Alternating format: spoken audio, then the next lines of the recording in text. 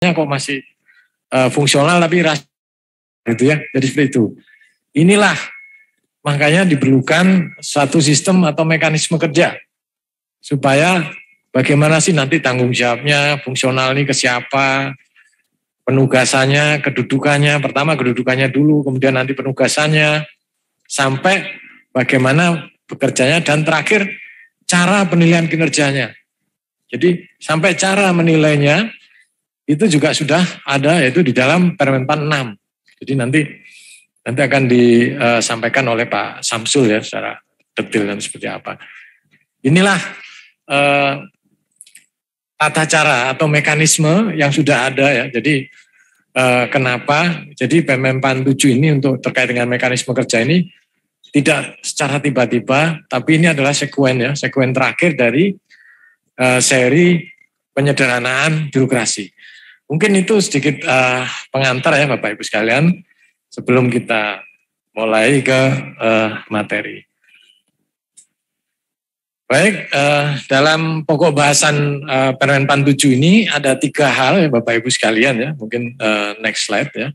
Jadi pokok bahasan ada 3, yang pertama latar belakang, yang kedua adalah konsep sistem kerja, dan ketiga adalah penerapan. Dalam latar belakang ini ada alasan, kemudian lingkup kebijakannya apa, gitu ya. Kemudian konsep, di dalam konsep sistem kerja ini ada transformasi organisasi dan sistem kerjanya. Terakhir adalah penerapan. Jadi yang akan kita bahas adalah penerapan. Penerapan ini berarti mekanisme kerja pada instansi pemerintah. Itulah nanti yang akan kita bahas Bapak Ibu sekalian, 3 hal ini yang terkait dengan Permenpan 7.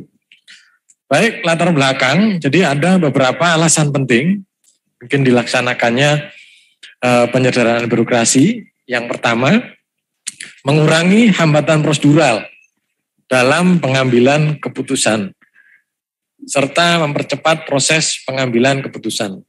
Nah, ini kita tentu Bapak Ibu sekalian tahu ya, jadi di beberapa negara itu kita punya EODB ya, Easy of Doing Business. Di dalam EODB ini semua negara itu di ranking Bapak Ibu sekalian.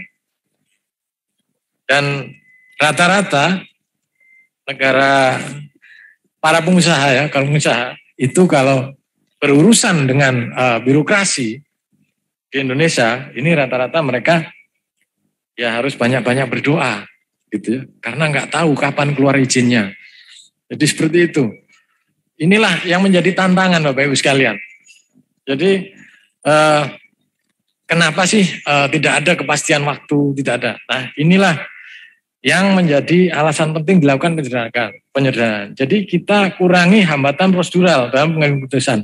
Bayangkan Bapak Ibu sekalian, sebelumnya kita masih menggunakan sistem yang yang 5 layer atau 4 layer ya Bapak Ibu sekalian. Dengan adanya delayering, semua nanti ditinggal ada 2 layer saja. Jadi dari pimpinan tertinggi kemudian ke level 2 langsung ke pejabat fungsional. Tentunya hanya dengan 2 level ini keputusan lebih cepat. Dan kita mengurangi juga hambatan prosedurnya. Prosedurnya juga dikurangi. Pak Presiden dalam beberapa kali kesempatan juga menyampaikan bahwa sekarang itu janji layanan itu jangan bentuknya hari ya, tapi sudah jam bentuknya ya. Kalau dulu 3 hari, 5 hari, sekarang jam.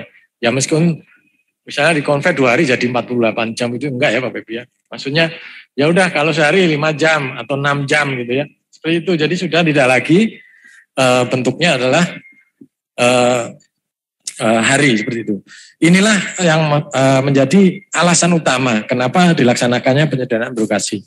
Kemudian yang kedua, ini adalah meningkatkan kolaborasi. Di dalam Permenpan 7 ini kita meningkatkan kolaborasi untuk mencapai sinergi dalam mewujudkan kinerja target kinerja kelincahan organisasi. Ini sebenarnya Bapak Ibu, kita menyadari kita di mana-mana KL ini punya keterbatasan tugas dan fungsi. Untuk bisa menjangkau semua, kita harus melakukan kolaborasi. Tidak bisa satu KL, satu topik saja. Kemarin Pak Presiden sudah menyampaikan terkait dengan kemiskinan. Kemiskinan ini ada 32 KL yang kementerian, ada 32 kementerian badan yang ditargetkan untuk menyelesaikan dalam waktu 3 tahun. Dan ini bukan tugasnya salah satu kemiskinan, tugasnya sosial. Kemiskinan tugasnya yang kaitan dengan ini kesehatan enggak. Tapi tujuannya adalah untuk meningkatkan kolaborasi. Inilah yang ada di dalam Permen 7, yaitu dengan tim antar kementerian nanti, seperti itu. Kemudian yang ketiga, mendorong pemanfaatan teknologi informasi dan komunikasi dalam penyelenggaraan pemerintah yang berbasis sistem pemerintahan yang berbasis elektronik. Tentunya kalau tidak kita gunakan teknologi, otomatis kita akan double entry Bapak Ibu. Jadi kita sudah bekerja, kita sudah melakukan ini, tapi kita harus mengentry lagi. Apa yang kita kerjakan hari ini? Kita entry lagi untuk melakukan penilaian, untuk input ke kinerja. Tapi tidak, kita harus menggunakan IT. Jadi sudah IT based. Kemudian mengubah budaya kerja struktural ke budaya yang inovatif. Nah, kalau budaya efektif ini otomatis tujuannya adalah untuk profesionalisme ASN. Inilah yang akan menjadi alasan ya, jadi alasan-alasan penting, jadi budaya kerja yang terakhir ini. Jadi memang sulit ya, beberapa memang isu-isu kita sudah ke kementerian, lembaga maupun daerah yang berat memang di budaya ini. Karena memang kita sudah bertahun-tahun dengan budaya struktural, kemudian tiba-tiba kita beralih menjadi fungsional dengan budaya yang sifatnya inovatif, tentunya menjadi challenge menjadi tantangan sendiri bagi Bapak Ibu selaku pengelola kepegawaian maupun penilai kinerja. Kemudian konsep dasar di slide selanjutnya ini kolaboratif ya, jadi bisa dilanjut. Nah di sini kita bisa lihat ini contoh penugasan JF dan pelaksana. Ini dapat dilakukan secara individu atau tim. Jadi tadi sudah ada alasan-alasan. Nah ini kolaboratifnya di mana? Bapak Ibu mungkin mengalami ya, kita kekurangan SDM yang unggul nih misalnya, yang ngerti masalah keuangan, yang ngerti masalah kepegawaian, yang ngerti masalah organisasi, tapi bukan di bawah kita. Bagaimana caranya Bapak Ibu sekalian untuk meminta orang itu? Pasti kan nggak dikasih ya. Sekarang karena silo-silo. Wah ini punya kasih ini punya kasubag ini punya kabag ini. Ini nggak ada. Tapi dengan kolaboratif ini, tim kerja ya, dengan tim kerja ini, semua ada di bawah unit eselon 1 atau maksud saya level 1 atau level 2-nya yang ada di dalam organisasinya. Baik itu mungkin di sekjen atau di sesmen atau di sekda, atau mungkin di bironya, itu bisa. Jadi nanti SD-nya dari situ semua bisa berkolaborasi. Inilah yang disebut dengan kolaborasi. Jadi tidak ada lagi ibaratnya satu orang yang hanya asetnya kabak A, ini asetnya kabak B, itu nggak ada lagi. Ini semua bisa disatukan, dikolaboratifkan karena sistem kerja ini sifatnya adalah fleksibel, changeable, dan movable. Jadi bisa dipertukarkan, bisa diganti. Dan levelnya juga demikian ya, level juga ada tim-tim kerja seperti itu. Kemudian dapat bersifat lintas unit organisasi, ini yang saya sampaikan tadi, dan berdasarkan kompetensi dan kinerja organisasi. Kemudian mengutamakan akuntabilitas dan kinerja organisasi sehingga menghasilkan keputusan atau kebijakan yang cepat dan efektif. Tujuannya kolaboratif, tujuannya kita fleksibel, changeable, dan movable tadi hanya satu. Supaya keputusan yang diambil, kinerja yang dihasilkan itu lebih cepat. Keputusan lebih cepat dan efektif. Itulah konsep dasar dari sistem kerja dalam Permen 7 ini. Kemudian di slide selanjutnya, sistem kerja adalah serangkaian prosedur. Ini nanti bisa dibaca saja Bapak Ibu sekalian, ada di dalam Permen 7 yang intinya kita memuat 3 mulai kedudukan, mekanisme, dan dukungan IT-nya. Kedudukannya bagaimana pejabat pimpinan tinggi, pejabat administrasi, pejabat fungsional, pelaksana itu di mana, pejabat mulai kerja itu ada semua. Jadi nanti Bapak Ibu baik selaku fungsional maupun selaku pejabat pimpinan tinggi maupun pejabat administrator dan pejabat fungsional, ini sudah ada tata cara kerjanya dan sudah ada model-modelnya, model organisasinya. Di sini ada yang sekelas UPT, ada yang setingkat kementerian, lembaga, gitu ya. Jadi macam-macam di sini. Nanti silakan dicocokkan mana model yang cocok seperti itu. Kemudian mekanisme ya, mulai penugasan, tahapan, pelaksanaan tugas, dan pertanggungjawaban pengelolaan kinerja, ini ada di dalam mekanisme.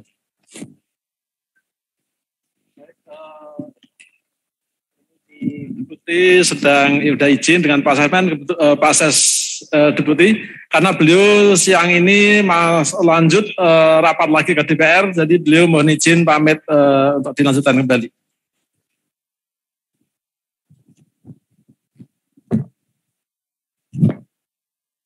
Baik, kita lanjutkan. Kemudian yang terakhir adalah dukungan IT-nya ya. Jadi Bapak Ibu, penggunaan beberapa aplikasi yang digunakan untuk membantu pelaksanaan sistem kerja. Inilah yang sering kita sampaikan sebagai penggunaan aplikasi yang berbagi pakai. Jadi bisa untuk saling dipertukarkan. Kemudian dari konsep dasar tadi, mulai kedudukan ya, PPT, pejabat administrasi pelaksana adalah ASN yang menjalankan tugas tertentu sesuai dengan amanah yang diberikan. Jadi PPK, pejabat milik kinerja adalah pimpinan unit kerja ya Bapak Ibu sekalian. Ini pengertian yang menghasilkan output dan outcome tertentu. Jadi ini adalah pemilik PK-nya. Jadi yang punya kinerjanya. Kemudian pejabat penilai kinerja adalah atasan langsung dengan ketentuan paling rendah pejabat pengawas atau pejabat lain yang diberikan pendelegasian wewenang. Jadi seperti itu. Nah, jadi pemilik kinerja ini level satunya gitu ya.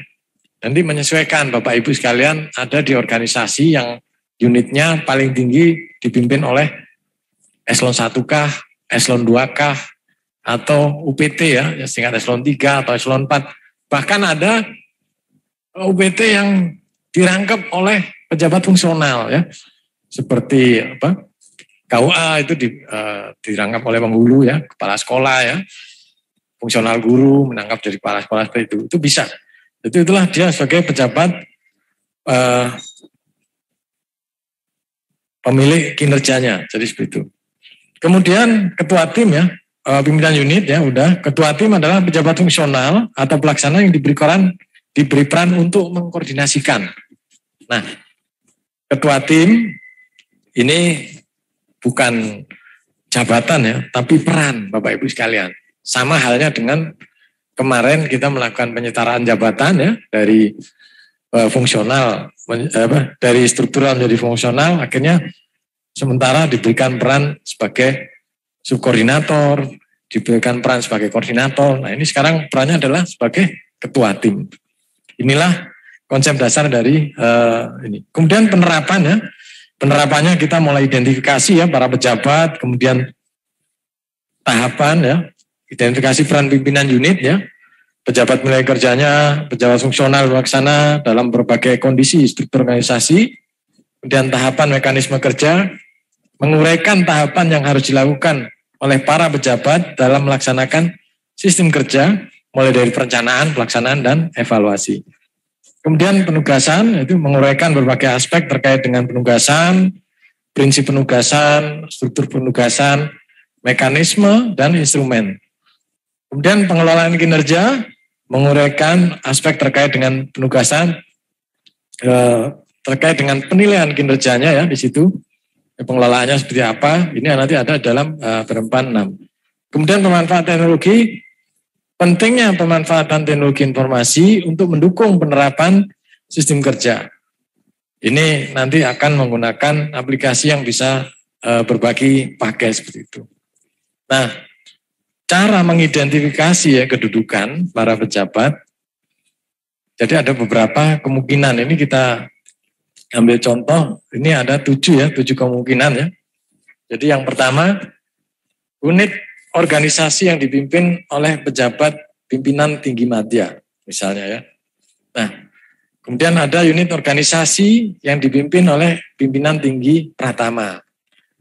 Ada juga yang dipimpin oleh administrator, kemudian dipimpin pengawas, dipimpin juga oleh fungsional, atau yang masih memiliki lebih dari 2 level struktur ya. Jadi beberapa sekretariat daerah, karena ada eselon 1A, ada eselon 1B, ada eselon 2A, 2B, jadi seolah-olah itu masih lebih dari 2 level, padahal ini sama ya. Gitu. Kemudian unit organisasi, sekda pada instansi pemerintah daerah provinsi atau kabupaten kota.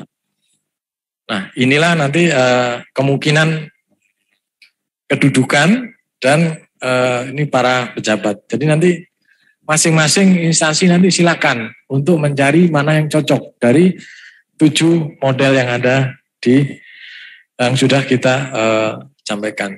Makanya di dalam Permenpan ini itu kita dikasih waktu 1 tahun untuk menyesuaikan. Sekaligus nanti juga akan menyampaikan peraturannya.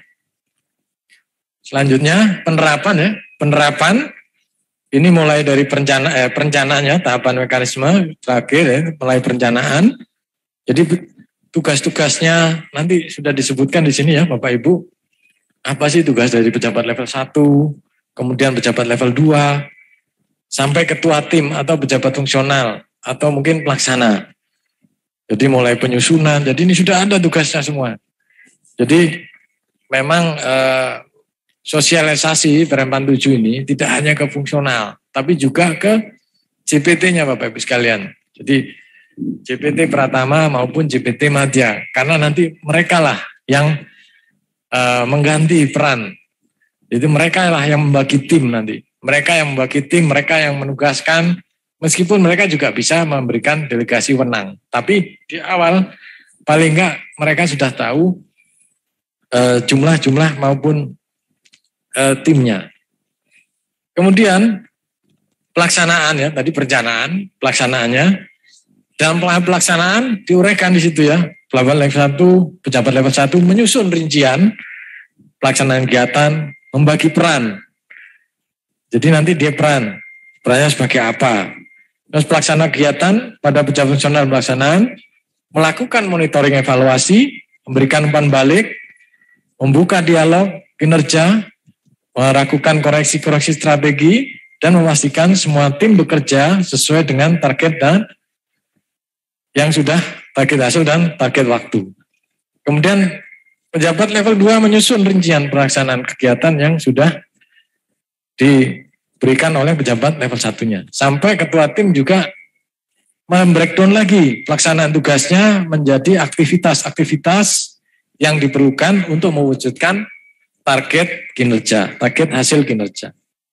Inilah tahap pelaksanaan. Kemudian tahap terakhir adalah evaluasi dalam penerapan. Jadi tadi setelah perencanaan, pelaksanaan, terakhir adalah evaluasi. Ini detail Bapak Ibu, ini ada di dalam Permenpan, bisa diinikan. Jadi karena sering kita banyak pertanyaan pada saat kita sampaikan di KLD, apa sih Pak nanti yang dilakukan oleh level 1-nya ngapain, level 2-nya ngapain. Ini kita breakdown per tahap, mulai perencanaan, pelaksanaan, sampai evaluasi. Kemudian kita juga ada flowchart ya, kalau tadi bentuk detail. Di slide selanjutnya itu ada flowchart. Flowchart inilah nanti bisa menggambarkan, apa sih tadi, tadi detailnya ya. Jadi tadi ternyata seperti ini. Di level 1 itu mulai perencanaan, terus menunjuk pejabat level 2 yang menjadi penanggung jawab, menugaskan JA, kemudian pejabat level 2 ini perlu membentuk tim atau tidak. Jadi kalau memang tidak perlu ya langsung pejabat fungsionalnya. Kemudian memberikan arahan dan ekspektasi target kinerja, ini pejabat level 2-nya. Proses pelibatan Japung, lintas unit, kemudian ketua tim memberikan arahan dan ekspektasi terhadap target kinerjanya. Inilah nanti yang akan dilakukan oleh pejabat level 2. Selanjutnya nanti akan turun kepada ketua tim, menyusun rencana, sampai dia melakukan evaluasi kembali lagi ke pejabat level 1-nya.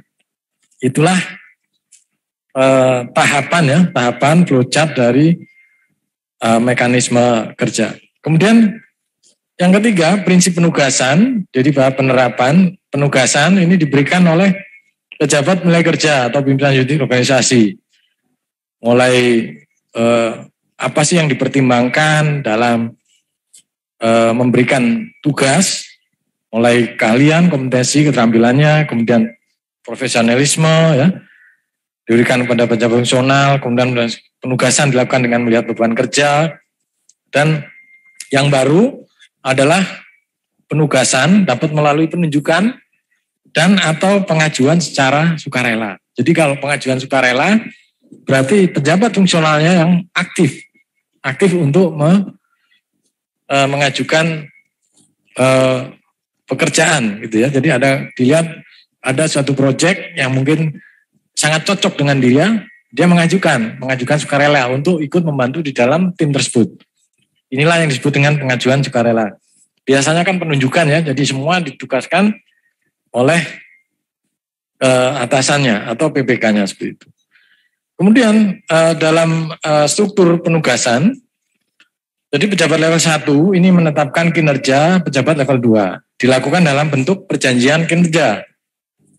Dilakukan setiap awal tahun. Jadi di awal tahun nih, jadi makanya antara penugasan, cara kerja, mekanisme kerja ini selalu beriringan dengan penilaian kinerjanya. Jadi di awal tahun kita dapat PK, kemudian PK diturunkan menjadi tim-tim, di situ nanti akan dibagi, terus lakukan dialog di situ. Pejabat level 1 selaku pejabat penilai kinerja memberikan penilaian kepada pejabat fungsional dan pelaksana. Kemudian pejabat level 2 selaku pimpinan unit organisasi memberikan penugasan kepada pejabat fungsional dan pelaksana. Ini menyesuaikan letak penugasannya seperti itu. Jadi ada kelompok CF beberapa, jadi ada 3 model ya, ada model 1, 2, dan 3. Ini kedudukannya seperti apa, langsung, ada yang langsung di bawah. Tapi intinya Bapak Ibu sekalian, pejabat level 1 inilah yang punya PK, yang punya pekerjaan. Pejabat level 2 bisa juga dia melakukan penilaian terhadap kinerja, memberikan rekomendasi terhadap penilaian kinerja, nanti yang menilai adalah tetap pejabat level 1-nya. Ini penerapan dari struktur penugasan. Kemudian ada juga pejabat level 1 menetapkan kinerja pejabat level 2. Ini setiap awal tahun juga ya. Jadi pejabat penilai kerja ini sebagai pimpinan unit organisasi. Jadi dia merangkap. Jadi bedanya dengan yang tadi, kalau yang tadi hanya pimpinan unit organisasinya itu yang dimaksud adalah yang level 2-nya. Yang level 1 adalah pejabat penilai kinerjanya. Kemudian di sini penilai kinerjanya adalah pimpinan unit organisasi. Jadi dilakukan delegasi wewenang oleh pejabat level 1. Jadi level 1 tidak melakukan penilaian, yang melakukan penilaian adalah level 2. Jadi selaku pimpinan pejabat level 2 selaku pimpinan organisasi memberikan penugasan sekaligus memberikan penilaian kinerja. Jadi bentuknya seperti ini. Jadi di situ ya. Bentuk sarang tawonnya. Kemudian struktur penugasannya ini opsi ya Bapak Ibu sekalian ya. Silakan bisa dipilih yang mana yang cocok, mau yang sebelumnya tadi atau yang merangkap atau yang pendelegasian wewenang itu bisa.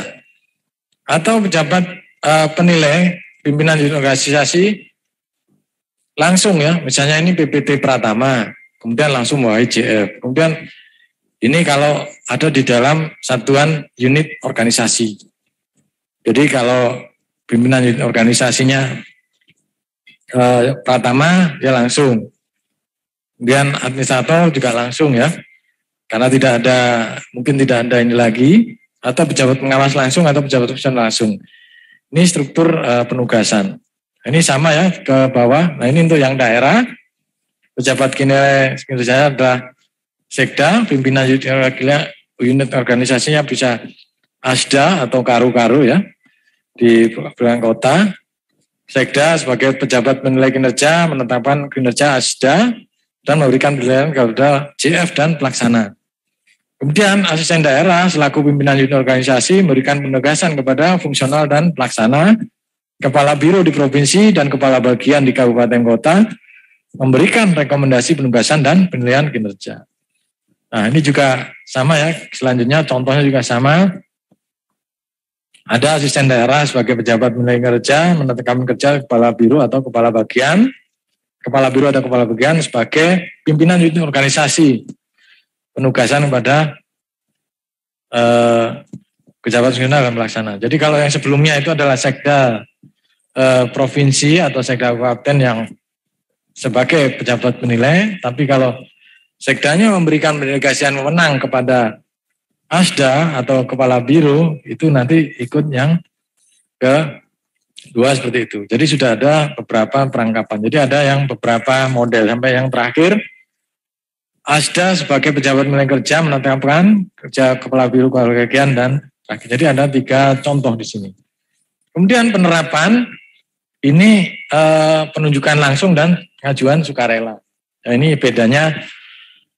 Untuk lintasisasi ya, lintas kementerian ini belum ada bentuk pengajuan sukarelanya ya, tapi selama ini bentuknya adalah panitia antar kementerian, jadi seperti itu. Selanjutnya penugasan ya, instrumen penugasan tuh ada surat tugas, ada surat keputusan ya bentuknya, surat yang dikeluarkan oleh pimpinan, kemudian surat keputusan tentang tim kerja. Biasanya diterbitkan untuk tim kerja yang lintas unit ya. Jadi kalau lintas unit koordinasi dengan SK, tapi kalau di dalam satu unit itu mungkin cukup dengan surat tugas saja yang internal. Jadi bisa lintas unit eselon 2 atau lintas unit eselon 1 masih dalam satu kementerian. Itu. Kemudian ada slide sedikit tentang pengelolaan kinerja. Jadi keterkaitannya ya sampai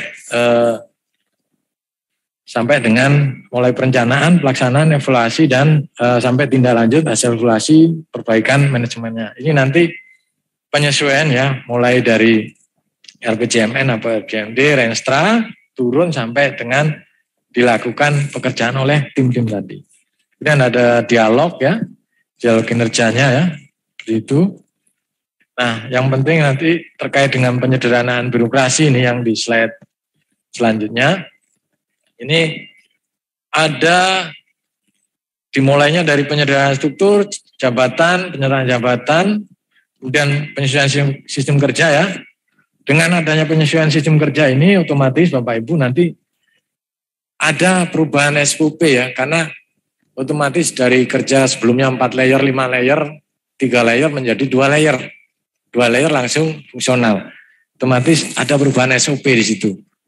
Perubahan SOP otomatis juga ada pengembangan dan perbaikan terhadap peta proses bisnisnya. Jadi mungkin nanti proses bisnisnya juga bisa baik itu bisa dilakukan secara online maupun yang direct tadi, yang langsung.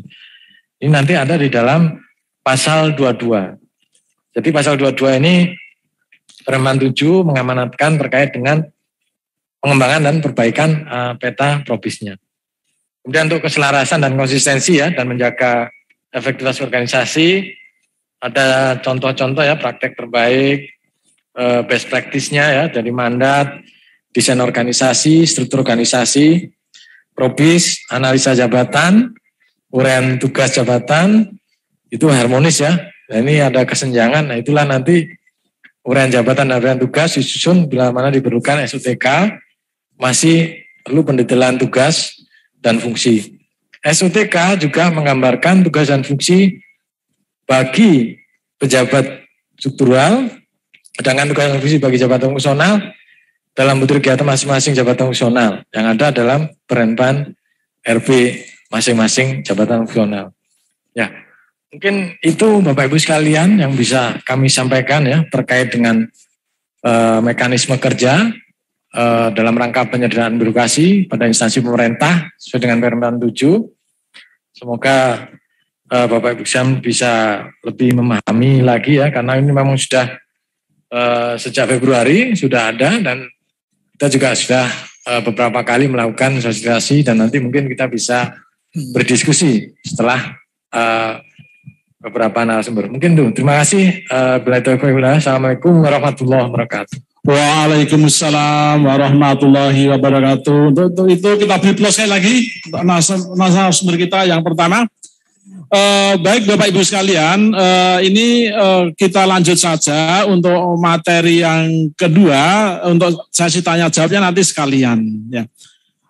Baik, untuk itu sesi kedua akan disampaikan oleh Bapak Samsul Rizal. Kepadanya dipersilahkan.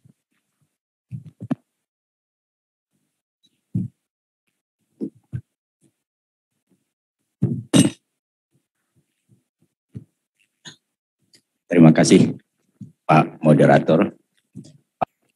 Banyak sekali peraturan-peraturan yang kita terbitkan, baik dari undang-undang maupun PP dan Permenpan. Saya sendiri tidak banyak hafal Pak, peraturan-peraturan yang sudah dikeluarkan oleh pemerintah. Tapi ini sepertinya dua peraturan ini menjadi kunci kita kalau kita menjadi ASN, Bapak dan Ibu sekalian. Karena kalau dia sebelum ASN, ya mungkin tidak perlu Pak.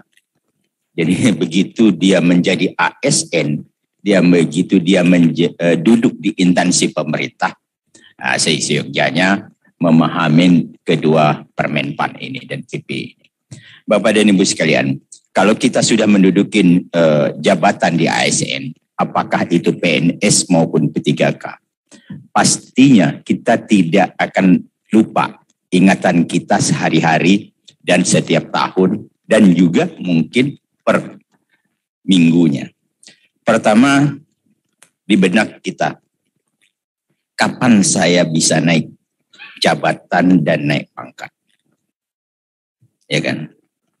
Kedua, kapan saya bisa naik gaji berkala? Kapan saatnya saya pensiun? Kapan penghasilan saya dikeluarkan? Nah, berarti ini isi amplopnya, Pak. Nah, berikutnya, dapatkah saya mutasi atau promosi? Nah, ini kunci daripada Permenpan nomor 6 ini, teman-teman. Jadi apa yang disampaikan tadi, Permenpan nomor 6 inilah yang kita perbaiki. Karena selama ini apa yang kami sebutkan tadi, kita menggunakan peraturan yang lama. Nah, peraturan yang lama ini sepertinya fotokopi hasil yang tahun kemarin. Nah, inilah yang mungkin akan kita coba merevisi, mengganti, menghapus peraturan-peraturan yang lama. Nah, mudah-mudahan saja Bapak dan Ibu sekalian, izinkan kami dari aspek peningkatan kinerja dan kesejahteraan saat ini kami menggantikan Ibu Nani, Pak ya. Sementara menjadi PLT-nya Bu sebelumnya. Jadi kami saat ini berada di sana Bapak dan Ibu sekalian. Nah, ini kira-kira apa yang akan kita sampaikan di dalam pertemuan hari ini Bapak dan Ibu sekalian. Tentunya di dalam pengelolaan ini banyak sekali perubahan-perubahan dari yang sebelumnya. Lanjut mungkin.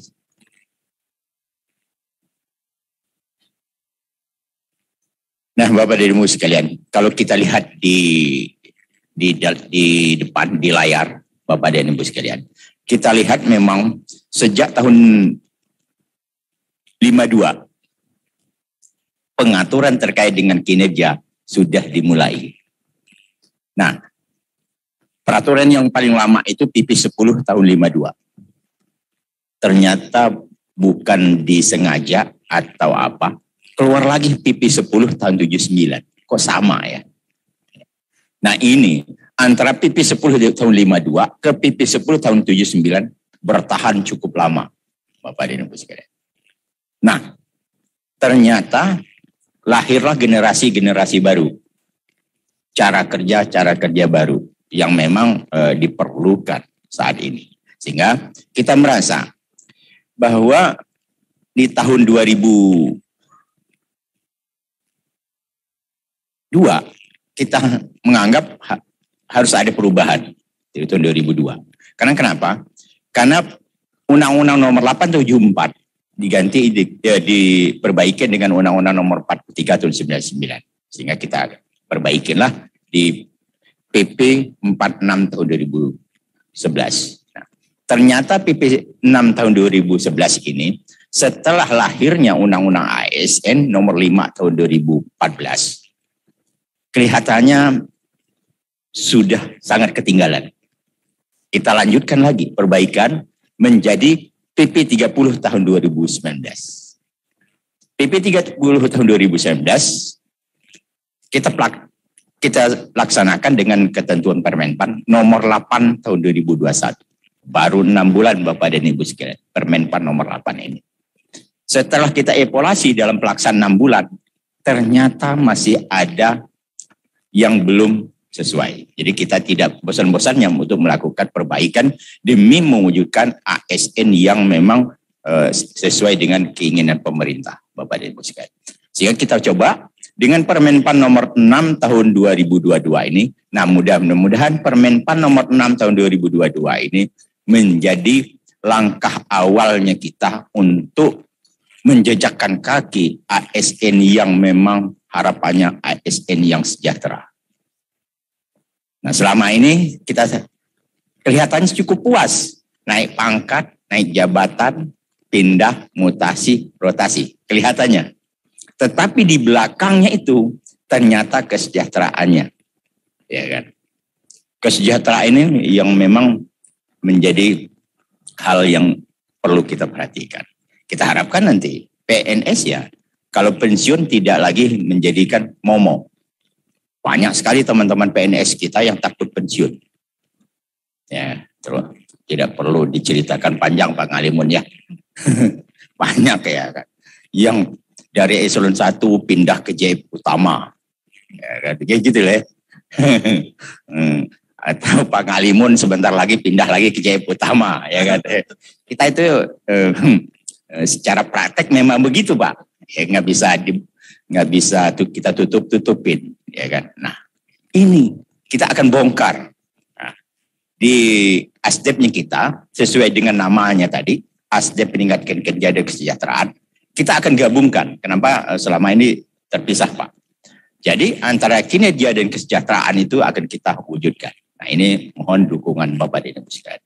Jadi kami mungkin setelah ini Pak Ngalimun balik lagi ke kantor, ingin ketemu lagi ya kan untuk mewujudkan kesejahteraan tadi. Nah inilah Permenpan kita Bapak dan Ibu sekalian. Lanjut. Nah kalau kita melihat ke judul, wah mantap.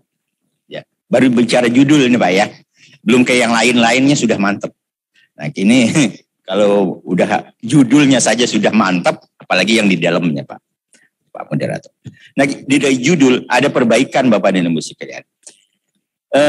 Kita coba ini kebijakan pengelolaan kinerja. Nah kinerja bukan kerja Pak.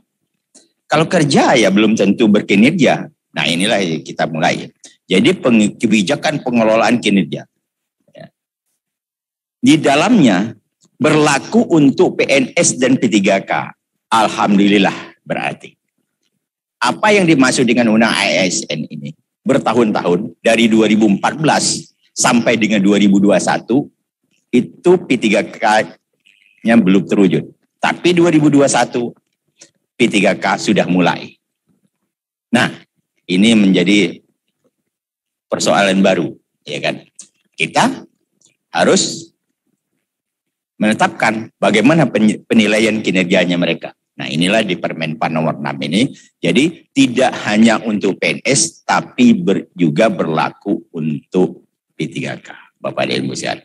Nah, P3K saat ini sudah hampir 300.000. Berarti bagi teman-teman di kabupaten kota, ya kan, nah, sudah mulai mengelola P3K. Nah, P3K pun baik PNS maupun P3K ada penilaian kinerjanya, Bapak dan Ibu. Jadi tidak hanya untuk PNS. Berikut ada lagi perbaikan terkait dengan perilaku kerja. Ini perilaku kerja ini Pak, biasanya yang nilai itu atasan saja, ya kan? Nyaman, pokoknya atasannya yang penting dibelikan pempek, pastinya. Selesai Pak. Ajak makan bakso aja kalau begitu mau penilaian Desember Pak. Ya kan? Wah ini pasti Pak, ya perilaku kerja. Nah kita mau tutup itu. Jadi bukan atasan saja yang menilai. Pak Ngalimun bisa nilai, Pak Asdep yang di sebelah bisa nilai. Nah yang lebih celaka lagi yang di bawahnya yang nilai. Ini nggak bisa disuap. Nah ini ya kan. Jadi hati-hati yang teman-teman yang suka ngomelin bawahan, selesai sudah dinilai oleh bawahan. Dikasih tanda silang Pak. Bukan contreng Pak. Kalau contreng aman. Nah ini ya. Jadi perilaku kerja kita ada penambahan terkait penilaian yaitu 360 derajat. Wah ini Pak. Nah berikut tadi sudah nyambung nih dengan Permenpan nomor 7 nih. Mantap nih Pak Lemon. Jadi kita bekerja bisa di mana saja. Ya kan? Fleksibel. Wah. Jadi nggak perlu harus pindah dari Menpan ke BKN. Dari BKN ke Menpan. Kalau memang ada kita butuh pegawai BKN, kita tarik. Apalagi kalau Pak Ngalimun bisa butuh saya. Pak tinggal colek aja Pak. Nah, saya gimana? Kalau selama ini Pak, perpindahan bekerja seperti ini tidak ada penilaian Pak. Yang ada cuma honor aja Pak. Sekarang bukan honor. Penilaian pun juga bisa kita nilai. Nah ini mungkin nanti kita akan hubungkan juga terkait dengan kesejahteraan. Nah ini kita akan coba di dalam RPP-nya tadi seperti apa Pak. Kalau yang seperti ini yang jalannya. Nah ini mekanisme kerja sudah sesuai dia. Sehingga sosialisasinya kita hari ini terkait dengan Permenpan nomor 6 dan Permenpan nomor 7 sama. Ini Bapak dan Ibu sekalian. Nah hanya saja hati-hati Bapak dan Ibu sekalian. Tadi ada PPK. Ya, PPK ini ternyata ada 2 Pak. Ya kan? Pejabat pembina kepegawaian atau pejabat penilai kinerja. Hati-hati, kalau pejabat pembina kepegawaian, jelas Pak, bupati, wali kota, gubernur kan, menteri. Nah kalau pejabat penilai kinerja, bisa saja atasan langsung siapa yang memang di sana pejabat tertingginya. Nah itu yang PPK. Jadi nanti teman-teman kalau saat menyebutkan PPK hati-hati. Ini ke siapa nih? Ke pejabat penilai kinerja atau pejabat pembina kepegawaian. Ini suatu kebetulan juga nih Pak. Kalau yang enggak teliti, bisa salah konsep suratnya. Maka kalau suratnya hanya PPK, kalau bisa jangan disingkat deh. Langsung saja dipanjangkan. Karena kalau disingkat, bisa 2 terjemahannya. Bingung Pak. Ya. Nah ini mekanisme kerja. SKP dan angka kredit. Wah ini Pak. Ini yang teman-teman khawatirkan saat menduduki jabatan fungsional. Kemarin bedol desa penyetaraan. Di Menpan Pak tidak ada lagi yang namanya pejabat administrator dan pengawas Pak. Tumbang semua Pak. Semuanya jadi analis kebijakan. Pokoknya pasti bijak Pak. Karena apapun juga ya tidak bijak pun juga jadi bijak Pak. Itulah namanya analis kebijakan. Ya kan. Kalau Pak Semi di belakang itu kebajikan semua Pak Samsul. Iya Pak. Nah ini Pak ya. Tapi ada ketakutan teman ini. Ternyata semua teman-teman itu diberi ketakutan semua Pak. Bukan kenyamanan Pak. Tapi kalau gaji pasti nyaman Pak. Apa ketakutannya? Angka kredit. Wah selama ini jabatan fungsional angka kredit sangat rumit. 0,01, 0,1. Hampir nggak kelihatan satunya Bu. Ya kan? Nah kita akan coba. Kita akan coba. Ini Pak Asdep nih. Kenal saya sejak dari jabatan fungsional Bapak Ibu. Terus lari lagi ke formasi. Lari lagi ke sini Bu. Jadi ini ketemu terus Bu. Nggak ada orang lain lagi kata teman-teman di BKD itu Pak. Teman-teman Bapak TNI itu Pak Samsul terus yang dilihatin. Ini nggak bosan namanya. Ya ini sampai habis giginya Pak. Nah ini angka kredit. Angka kredit ini akan kita sederhanakan Bapak dan Ibu sekalian. Ya nanti angka kredit. Jangan lagi ada teman-teman. Jadi begitu ada keluar SKP Pak. angka kreditnya langsung ikut. Nggak perlu lagi bikin dupak, nggak perlu lagi bikin pak. Nanti kena dupak beneran. Nah, ya. Jadi tidak perlu lagi, ya. Nah, ini akan segera kita tindak, ya, mungkin, ya. Tapi nanti lain step, tapi apapun juga kita akan sama-sama. Nah, ini angka kredit Bapak dan Ibu sekalian, mohon doanya mudah-mudahan ini bisa tuntas sehingga ketakutan teman-teman menduduki jabatan fungsional akan menjadi sirna. Nah, ini Bapak dan Ibu sekalian yang menjadi harapan kita di dalam Permenpan ini, ya. Ini reformasi besar ini Pak, ya, bukan ece-ece itu Pak, ya. Ya kan? Ini Pak Deputi kita benar-benar Pak, ya, memperhatikan jeritan Bapak dan Ibu sekalian yang menduduki jabatan fungsional. Karena mengumpulkan angka kredit tidak susah ternyata Pak. Gampang. Cukup difotokopi pak dupaknya teman. Jadi katanya, tapi saya nggak tahu prakteknya. Nah, ini Bapak dan Ibu sekalian. Jadi ada 4 judul perilaku kerja, manajemen kerja, SKP untuk jabatan fungsional. Nah, ini ada perubahan-perubahan di situ. Walaupun kita masih menunggu data dukung. Lanjut. Ini harus di stop dong Pak. Saya ngomong Pak Ngalimun. Kalau nggak di stop sampai besok sore. Loncat Pak. Loncat aja. Tadi udah kita omongin terus. Lagi. Nah, masuk ya. Nah, Bapak dan Ibu sekalian. Kita ke konsep Permenpan ini sebenarnya cukup sederhana. Tidak menjadikan kita susah Pak. Tapi apa menjadi intinya? SKP-nya kita itu tidak keluar dari sasaran organisasi. Nah ini ya kan tadi apa sih tujuan organisasi? Setiap kita mau bikin organisasi pasti ada tujuannya Pak. Ya kan? Kalau kita nanam pohon mangga tujuannya apa? Ya kan pasti ada tujuan. Kalau nanam pohon mangga hanya buat tetangga, ya kan nggak usahlah kita nanam pohon mangga. Nah ini, jadi setiap kita bikin organisasi pasti ada tujuannya. Yang pertama tentunya kita ingin lihat, ya,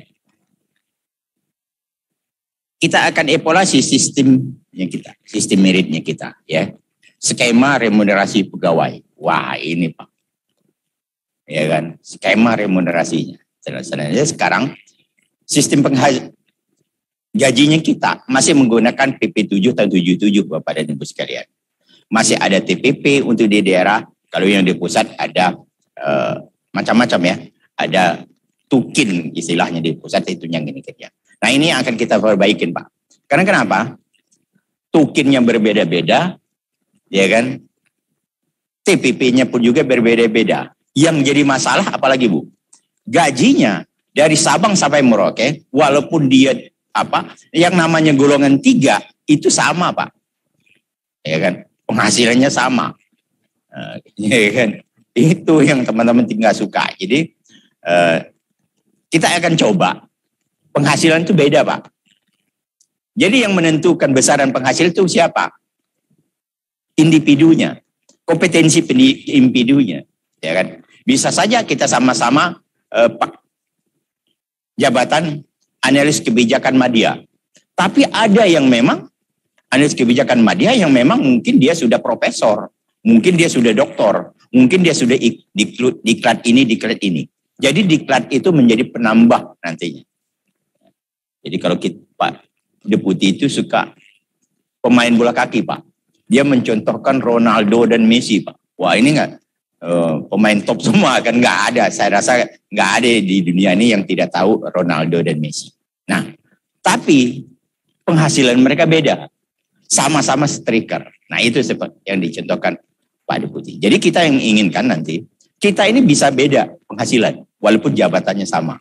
Nah, ini nanti Bapak dan Ibu sekalian.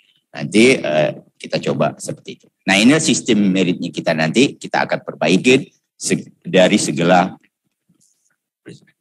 Jadi memang diperlukan perubahan antara PP 46 ke PP 30. Nah, coba Bapak Ibu, kita akan lupakan cerita PP 46 ke PP 30. Ya Bu ya. Nah, bagaimana membuat cerita ini beda saat kenaikan pangkat, kenaikan jabatan, mutasi, rotasi, nanti akan kita coba dengan surat BKN. Karena secara teknisnya kan di BKN, Bu ya. Jadi kalau nanti saya yang bikin surat, saya lagi menjelaskannya ke Bapak dan Ibu. Wah, banyak banget kerjanya, Pak.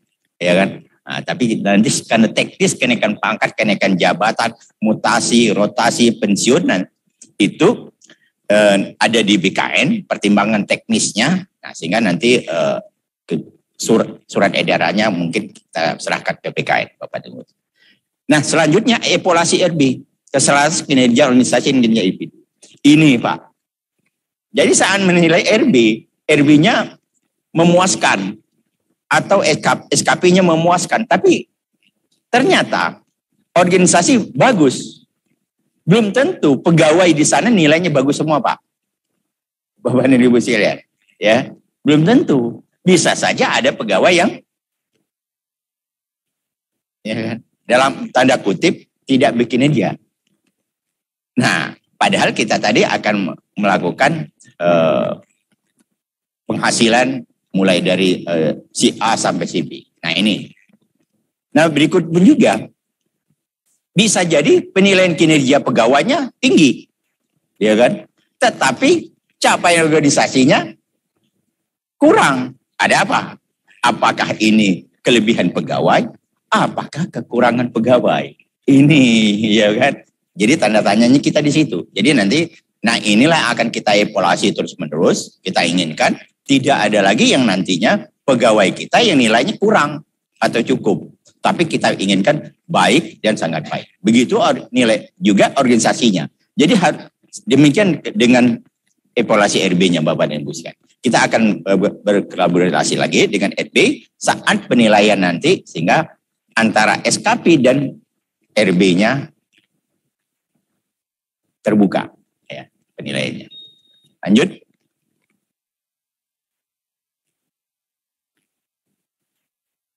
Nah, Bapak dan Ibu sekalian, memang selama ini kita kerja, tapi apa kinerjanya, ya kan?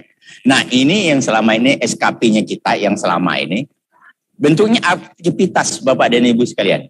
Di Permenpan nomor 6 ini tidak lagi aktivitas, ya.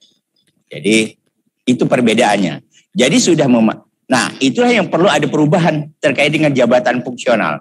Kalau jabatan fungsional yang lama ini banyak sekali yang memang by proses aktivitas yang kita masukkan. Sehingga di dalam SKP ini perlu ada perubahan-perubahan. Nah, mungkin juga nanti Bapak dan Ibu sekalian angka kredit atau butir-butir kegiatan di dalam jabatan fungsional itu kita sembunyikan atau kita hapus nanti, ya. Kemungkinan bisa. Karena nanti yang akan kita ambil ada aktivitasnya. SLA-nya, requirement yang terupdate ya. Ini aktivitas. Jadi hasil kerja yang diharapkan kepada pegawai ditulis dalam SKP ini. Ya. Tidak lagi aktivitas tapi memang sudah output atau outcome. Bapak dan Ibu sekalian. Jadi udah bentuknya kinerjanya apa? Apa yang diwujudkan? Ya. Sasarannya apa? Ya. Nah, kalau kita gampangnya seperti di sekolahan, guru. Aktivitas yang guru itu kan mengajar di depan kelas. Sebenarnya apa yang ingin dia capai ngajar di depan kelas itu? Apa? Ya. Untuk mewujudkan murid yang pintar kan. Nah, tercapai enggak? Nanti kita evaluasi, ya kan sasarannya itu. Berapa yang pintar dari 30 murid itu? Ternyata lebih dari 25. Atau yang pintar cuma 1, wah celaka tuh gurunya, ya kan? Nah ini sasarannya itu. Kalau yang selama ini aktivitas mengajar di depan kelas, selesai dia cuap-cuap pulang Pak. Nah itulah yang kita bayarkan, ya kan? Sehingga banyak sekali yang teman-teman, ya kan, yang tidak tercapai apa yang disebut dengan outcome-nya. Lanjut. Nah, kelemahan kita memang selama ini bisa kita pahamin bersama lah ya. Tapi mungkin kelemahan seperti tidak menjadi momok kita secara keseluruhan Bapak dan Ibu. Pertama, memang saat kita menyusun SKP itu ada memang pemahaman indikator kita yang memang beragam-ragam. Sah-sah saja mungkin Pak Ngalimun ya. Yang namanya beda ya kan. Yang namanya organisasi kan beda-beda Pak SDB ya. Yang tidak mesti sama. Tadi ada di Kementerian Agama itu lebih luas lagi sampai kecamatan. Nah ini Bapak dan Ibu sekalian. Pegawai perlu memahami bagaimana menyusun indikator kinerja. Ukuran keberhasilan kinerja individu yang mencerminkan ekspektasi pimpinannya dalam rangka pencapaian kinerja organisasi. Nah, berarti saat kita menyusun SKP, tidak bisa kita nyusun sendiri. Tidak bisa pimpinan nyusun sendiri. Jadi harus bersama-sama dengan kita. Kita ngobrol, nyusun SKP. Nih, SKP-nya, ya kan? Kita obrolkan. Jadi bukannya susun sendiri-sendiri. Jadi ada ekspektasi pimpinan diobrolkan dengan pegawai-pegawai yang ada di sana. Berapa pegawai yang ada di sana? Diobrolkan, dibagi habis seluruh tugas PPK-nya tadi, pejabat penilai kinerja tadi. Nah, inilah SKP-nya kita. Nah, selama ini kan enggak pernah kita obrolkan, ya kan? Pokoknya bikin SKP, ya kan? Selesai bikin SKP, nanti dilihat akhir tahun. Nah ini kita nggak boleh lagi. Nah inilah sehingga pemahaman selama ini saat menyusun SKP itu memang harus kita diskusikan dengan pimpinan. Sehingga apa yang dimaksud dengan ekspektasi pimpinan akan terwujud. Jadi nanti pimpinan akan komunikasi terus per triwulan Bapak Ibu dengan Bapak sekalian. Kalau kami dengan Pak Deputi itu per minggu Pak Ngalimun. Ya. Kami sudah mencoba Bapak dan Ibu sekalian. Apa ekspektasi pimpinan setiap minggunya? Minggu ini, minggu ini. Apa yang sudah dilakukan kemarin? Oh ternyata tidak sesuai dengan ekspektasinya. Wah ini Pak. Jadi dibom lagi kita minggu depannya. Ya kan? Nah ini. Jadi ini yang mungkin harus kita bedakan antara peraturan-peraturan yang lama. Sistem manajemen kinerja. Pegawai perlu memahami bahwa kinerja individu dikelola dalam suatu proses yang sistematis dan memiliki tujuan akhir untuk mengembangkan kinerja pegawai. Bukan hanya menilai. Nah ini ya kan. Jadi kita itu tugasnya bukan hanya menilai.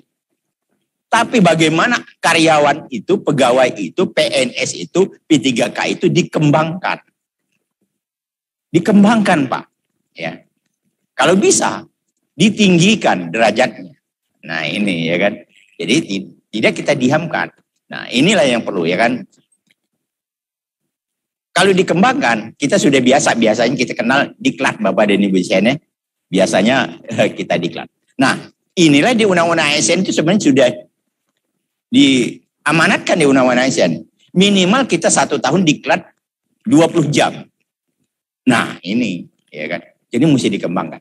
Tapi bagaimana 20 jam ini tadi bermacam-macam jenisnya diklat Pak. Nah inilah yang akan kita diskusikan dengan LAN. Sehingga tidak selalu diklat itu uang Pak. Bisa saja diklat itu diskusi saya dengan Pak Ngalimun, saya dengan Pak Asdep. Wah ya kan, diklat ya kan. Ngalimun nanya angka kredit ke saya nanya bagaimana ngusut kelembagaan dengan Pak Asdep. Nah itu ya kan. Nah ini nanti kita akan coba ya kan.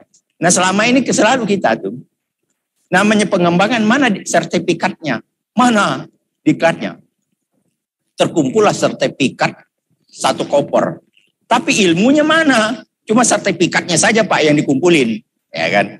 Terkait dengan begitu kita diskusikan apa wujudnya, gak jelas, cuma sertifikatnya saja yang ada.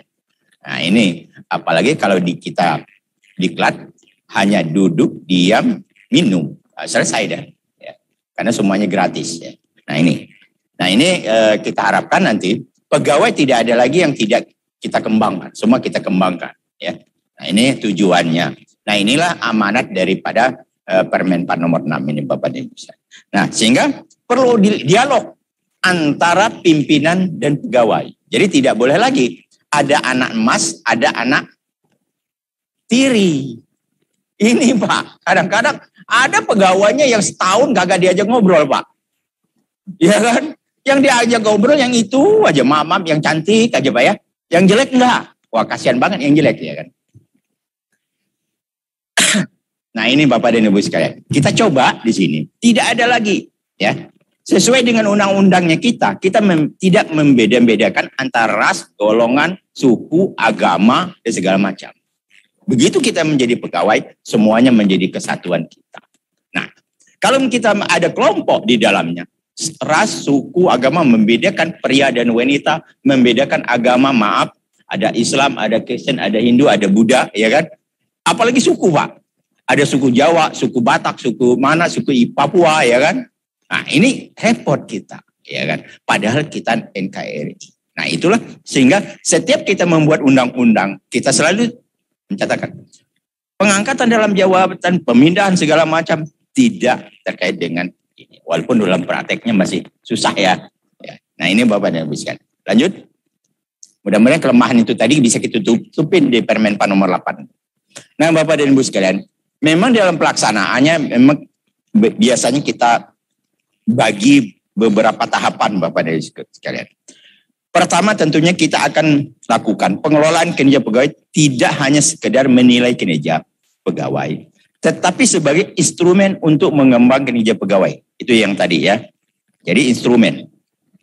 Jadi kalau memang ada kegiatan tugas yang belum sempurna dikerjakan oleh pegawai, nah itulah Pak yang akan kita kembangkan. Dia belum paham apa. Ya kan?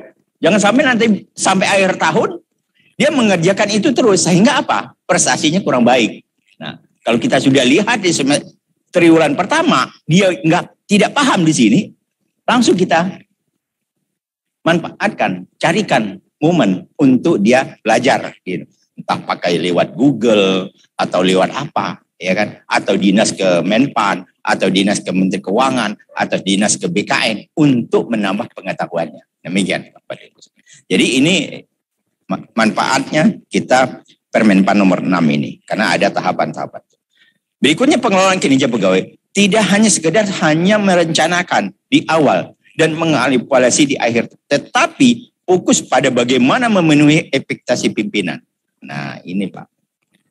Jadi selalu pekerjaan kita itu harus sesuai dengan keinginan pimpinan. Nah, ini yang jadi susah kita Pak. Jadi di Permenpan nomor 6 ini benar-benar pimpinan itu surat pimpinan. Ya kan? Ini ya kan. Jadi tidak hanya sekadar menjadi kepala, tapi bagaimana pimpinan itu memahami tugasnya yang ada di sana, Pak. Nah, ini yang mungkin kita. Nah, Pak Deputi mengharapkan memang pimpinan itu sudah dewasa semua, Pak. Harapannya, Pak. Jadi bukan hanya terbit begitu saja seorang pemimpin itu, karena sudah melalui tes tadi, tahapan evaluasi segala macam, ya kan? Sehingga memang diharapkan dia memang bisa mengarahkan, membimbing, membina, ya kan? Bukan membinasakan, ya kan? Jadi itu, ya. Jadi pemimpin benar-benar di sini. Ya. Nah, SKP ini sebenarnya benar-benar tolak yang menentukan maju dan tidaknya itu suatu organisasi adalah pemimpinnya. Jadi kalau pemimpinnya sudah pas, mantap itu organisasinya. Ya, tidak akan ada masalah lagi di dalam penyusunan. Ini Pak. Yang berikutnya pentingnya intensitas dialog pimpinan dan pegawai dalam pengelolaan kinerja. Jadi tidak ada lagi yang tidak didialogkan. Ya, setiap saat. Bisa mungkin setiap hari, bisa mungkin per minggu, bisa juga per bulan. Ya, silakan saja. Kalau itu antara pimpinan dan pegawainya dekat, Bu. Tapi kalau jauh kantornya ya nanti dialognya seperti apa? Mungkin pakai telepon, mungkin pakai WA, ya kan? Nah ini nanti kita coba nanti, karena sekarang dialog tidak selalu harus tatap muka, Pak. Bisa saja melalui WA, bisa saja melalui telepon. Karena organisasi kita biasanya luas, ya. Nah ini Bapak dan Ibu sekalian. Ini kita coba nanti kita diskusikan dengan tim BKN. Kinerja individu harus mendukung keberhasilan kinerja organisasi. Jadi kinerja pegawai itu harus mendukung kinerja organisasi. Tidak boleh lagi ada pegawai melaksanakan tugas di luar tugas organisasi. Nah, tapi kadang-kadang Bapak dan Ibu sekalian, ada di dalam SKP-nya kita, ternyata belum ada di kontrak organisasi, Pak. Boleh, ya kan? Pak, ini belum ada di organisasi, tapi kok tahu-tahu ada ini. Nah, itu boleh, ya kan? Namanya tambahan. Tapi utamanya adalah apa yang menjadi target organisasi. Berikutnya adalah kinerja pegawai mencerminkan hasil kerja bukan sekedar uraian tugas serta perilaku yang ditunjukkan selama bekerja dan berorientasi dengan orang lain. Nah, ini berorientasi dengan orang lain ini Bapak dan Ibu sekalian. Jadi kita harus lihat juga, ya kan? Ternyata kita pegawai ini tidak hanya bekerja dengan yang biasa-biasa saja, tapi memang lingkupnya sangat luas. Ya, Bapak dan Ibu sekalian. Lanjut, pencet lagi mungkin Pak Limun ya. Berapa menit lagi Pak? 20 menit. Oke. Masih agak panjang. Ini sudah saya potong-potong Pak Limun. Kalau nggak dipotong ini bisa 2 hari 2 malam. Berikutnya tentunya kita akan lihat gambaran umum pengelolaan kinerja pegawai. Seperti apa Pak? Sebenarnya yang diinginkan Permenpan nomor 6 ini. Pertama tentunya kita akan lakukan penetapan dan klarifikasi ekspektasi. Ya, pimpinan tadi. Dialog kinerja untuk menetapkan dan mengklarifikasi ekspektasi pimpin terhadap peran pegawai dalam mendukung pencapaian kinerja organisasi. Apa nih peran-peran pegawai?